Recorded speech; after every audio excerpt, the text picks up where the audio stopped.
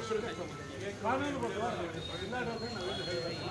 ತಗೊಂಡು ಮಂಡ್ಯ ಜನರ ಅಪೇಕ್ಷೆ ಒಂದು ಸುಸಜ್ಜಿತವಾದ ಆಸ್ಪತ್ರೆ ಬೆಂಗಳೂರು ಮೇಲೆ ಅವಲಂಬಿಸ್ಕೋಬೇಕಾಗುತ್ತೆ. ಇದು ಮಾಡೋದ್ರಿಂದ ಸುತ್ತಮುತ್ತ ಅನೇಕ ಜಿಲ್ಲೆಯ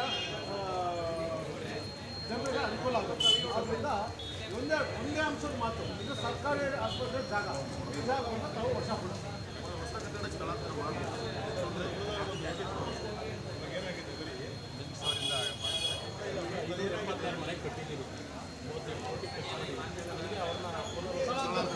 ಬೇರೆಯವರೆಲ್ಲ ಹೋಗುವಾಗ ನಾವು ತಡೆ ಹಿಡಿದು ಊರಿಗೆ ಕಟ್ಟಿರೋದು ಅಂತೇಳಿ ಅವ್ರು ಮನವೊಲಿಸಿ ಅವ್ರು ಅಲ್ಲಿಂದ ಸ್ಥಳಾಂತರ ಮಾಡ್ತಿದ್ದಾರೆ. ದಯಮಾಡಿ ಇದಕ್ಕೆ ಶಿಸ್ತು ಕ್ರಮವನ್ನು ತಗೊಂಡು ಏನು ರಮೇಶ್ ಬಾಬು ಅವರನ್ನ ಅವ್ರಿಗೆ ದೌರ್ಜನ್ಯ ಮಾಡಿಲ್ಲ, ಅವ್ರಿಗೆ ಪರ್ಯಾಯಗಳನ್ನು ಆಲ್ರೆಡಿ ಕಟ್ಟಿದ್ದಾರೆ ವಸತಿ ಗೃಹ. ಅಲ್ಲಿಗೆ ನೀವು ಸ್ಥಳಾಂತರ ಆಗಿ ಅಂತ ನೋಟಿಸ್ ಕೊಟ್ಟು ಕಳಿಸ್ಬೇಕು. ಹೋಗ್ತಾರೆ ಅವ್ರ ಮೇಲೆ ಕಾನೂನು ಕ್ರಮ ತಗೋಬೇಕು. ಭಾಳ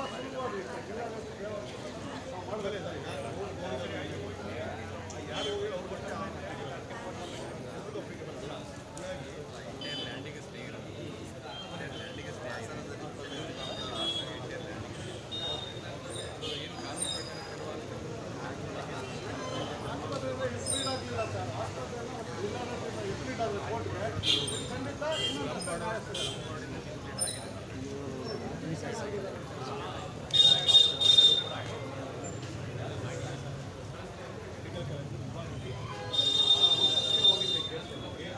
ಕೋರ್ಟ್ ಒಂದು ಫೇವರಬಲ್ ಆರ್ಡರ್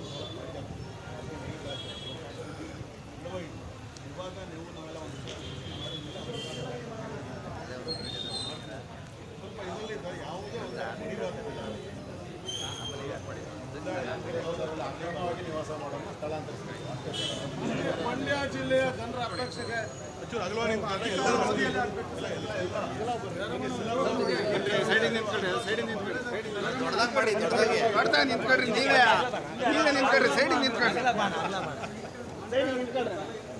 ಮಂಡ್ಯ ಜಿಲ್ಲೆಯ ಆಶೋತ್ತರಗಳನ್ನ ಈಡೇರಿಸಬೇಕು ಸರ್. ಧನ್ಯವಾದಗಳು. ತಾವು ನಮ್ಮನ್ನು ಭಾಳ ಹೊತ್ತು ಕಾಯಿಸ್ಬಿಟ್ರೆ ಈ ಜನರ ಪ್ರತಿನಿಧಿ ಸರ್. ಜಿಲ್ಲಾ ಪಂಚಾಯತ್ ಸ್ವಲ್ಪ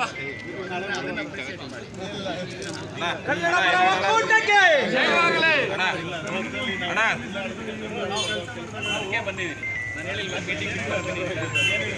ನಾನು ಹೇಳಿಲ್ಲ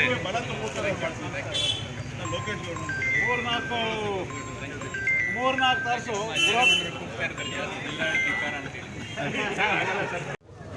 ಇವತ್ತು ಜಾಗತೀಕರಣದ ಪರಿಣಾಮದಿಂದ ಹಳ್ಳಿಗಳು ನಗರಗಳಾಗ್ತವೆ, ನಗರಗಳು ಪಟ್ಟಣಗಳಾಗ್ತವೆ. ಈಗ ಒಳ್ಳೆ ಅಭಿವೃದ್ಧಿ ಆಗ್ತಿದೆ. ಆದರೆ ಪ್ರತಿಷ್ಠಿತವಾದ ಕರ್ನಾಟಕದ ಜಿಲ್ಲೆ ಮಂಡ್ಯ ಜಿಲ್ಲೆ.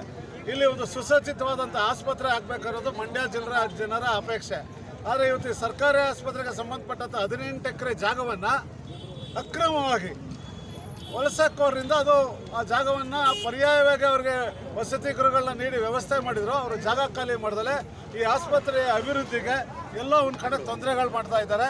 ಕೂಡಲೇ ಜಿಲ್ಲಾಡಳಿತ ಈ 18 ಎಕರೆ ಆಸ್ಪತ್ರೆ ಜಾಗವನ್ನು ಉಳಿಸಿ ಒಂದು ಸುಸಜ್ಜಿತವಾದ ಆಸ್ಪತ್ರೆಯ ಸೌಕರ್ಯಗಳನ್ನ, ಅದು ಹೃದಯಕ್ಕೆ ಸಂಬಂಧಪಟ್ಟಿದ್ದಾಗಿರ್ಬೋದು, ಹೆರಿಗೆ ಆಸ್ಪತ್ರೆ ಆಗಿರ್ಬೋದು, ಇನ್ನೊಂದಷ್ಟು ಕ್ಯಾನ್ಸರ್ಗೆ ಸಂಬಂಧಪಟ್ಟಿದ್ದಾಗಿರ್ಬೋದು, ಅನೇಕ ವಿಭಾಗಗಳನ್ನ ತೆರೆದು ಮಂಡ್ಯ ಜಿಲ್ಲೆಯ ಅಪೇಕ್ಷೆಯನ್ನು ಈಡೇರಿಸಬೇಕು ಅಂತೇಳಿ ಇವತ್ತು ಜಿಲ್ಲಾಡಳಿತಕ್ಕೆ ದ್ವಿಚಕ್ರ ವಾಹನಗಳ ರ್ಯಾಲಿ ಮಾಡೋದ್ರ ಮುಖಾಂತರ ನಾವು ಮನವಿಯನ್ನು ಸಲ್ಲಿಸಿದ್ವಿ.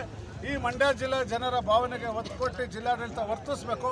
ಇಲ್ಲವಾದ ಪಕ್ಷದಲ್ಲಿ ಮುಂದಿನದಲ್ಲಿ ಹೋರಾಟವನ್ನು ತೀವ್ರತರ ತೊಗೊಂಡೋಗ್ಬೇಕಾದ್ರೆ ಅನ್ನೋ ಎಚ್ಚರಿಕೆಯನ್ನು ಕೊಡ್ತಾ ಇದ್ದೀವಿ. ತಮ್ಮ ಹೆಸರು ಸರ್?